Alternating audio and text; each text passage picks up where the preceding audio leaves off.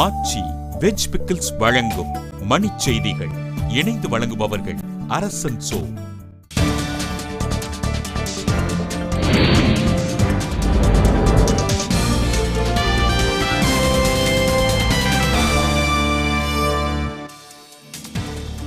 ஊழலுக்கு எதிரான அவசர சட்டங்கள் குறித்து நடுவண் அமைச்சரவை இன்று ஆலோசனை. மதத்தின் பெயரால் நரேந்திர மோடி சமுதாயத்தை பிளவுபடுத்தி வருவதாக கர்நாடக முதலமைச்சர் சித்தராமையா குற்றச்சாட்டு. சென்னையில் உள்ள மென்பொருள் நிறுவன பணியாளர்களின் விவரங்களை சேகரிக்க காவல்துறை முடிவு.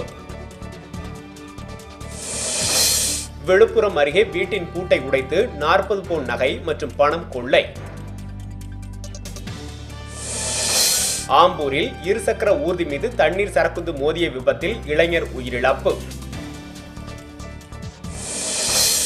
தர்மபுரியில் இருந்து வெளி மாநிலத்திற்கு கடத்தவிருந்த சந்தன மரத்துண்டுகள் பறிமுதல், ஒருவர் கைது.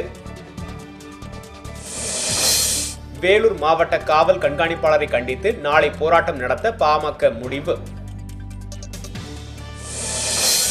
சென்னையின் முக்கிய சாலைகளில் 200 இடங்களில் வேகத்தடை அமைக்க போக்குவரத்து காவல்துறை முடிவு. காஞ்சிபுரம் தொகுதி அதிமுக வேட்பாளரின் கணவர் கோவில் சொத்துக்களை ஆக்கிரமித்து விற்பனை செய்ததாக புகார். சீனா தொடர்வண்டி நிலையத்தில் தீவிரவாதிகள் நடத்திய தாக்குதலில் உயிரிழந்தவர்களின் எண்ணிக்கை 29ஆக உயர்வு. ஆச்சி வெஜ் பிக்கிள்ஸ் வழங்கிய மணிச் செய்திகள். இணைந்து வழங்கியவர்கள் அரசன் சோ.